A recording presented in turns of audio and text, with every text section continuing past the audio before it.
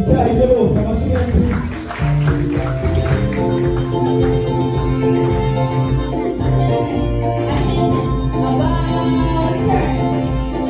Reka twongere twisubiremo mu birebe neza.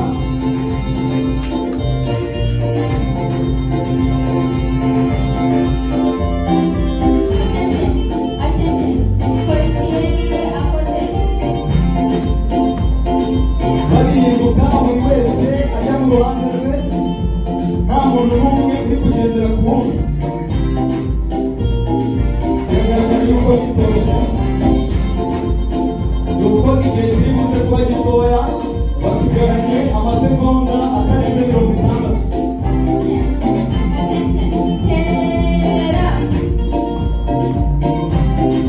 Bahagarariye icyayi amajwi menshi. Binabyinshi cyane kuba umuyobozi umwe ashobora gukomandinga ibikorwa byinshi, ahubwo tukumvira umuyobozi gusa.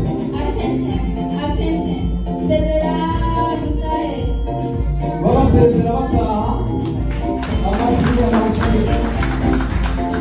Naho ikindi gihe tuzasubira.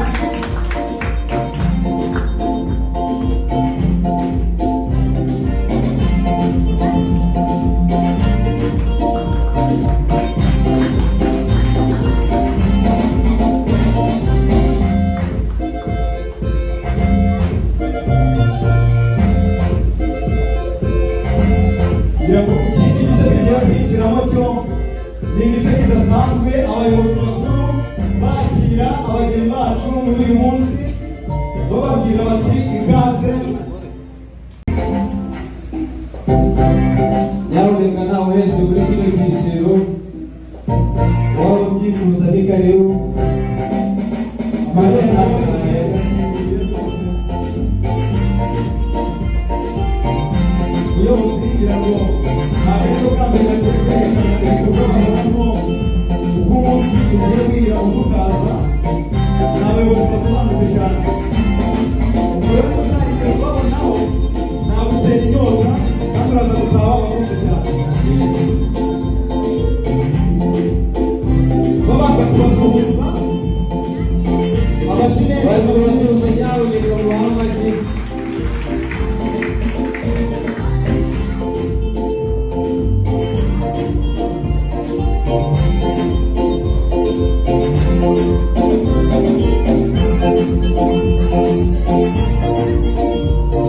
igihe Imana yatangaje kuri Isirayeli bagomba gutera Yeriko.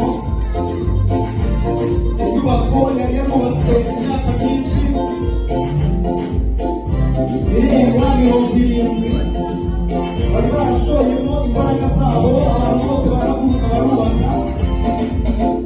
Ariko igihe Imana yashakaga kugabiza Abisirayeli i Kanani, Imana ntabwo yategetse ingabo kurwana cyangwa se gushaka ibindi bitwaro bya kirimbuzi, ahubwo yabategetse kugenda ku ngendo imwe.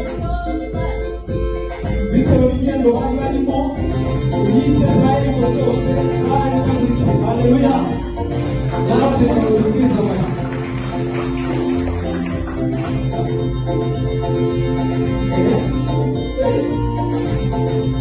Barabona yuko bari gutwara ibikorwa bisohoye.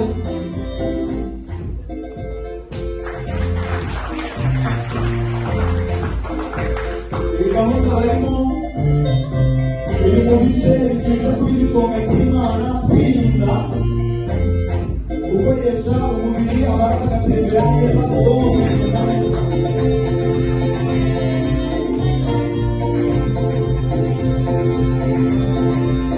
Ingofero bazambaye icyarimwe,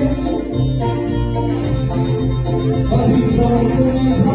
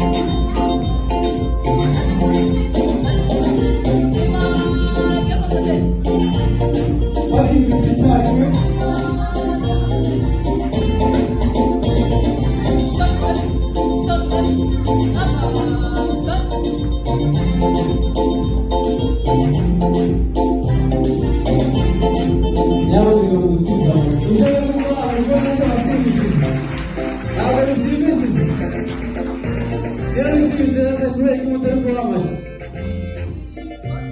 hari abantu ndi kubona bari kwisetsa bitewe n'ibyishimo yego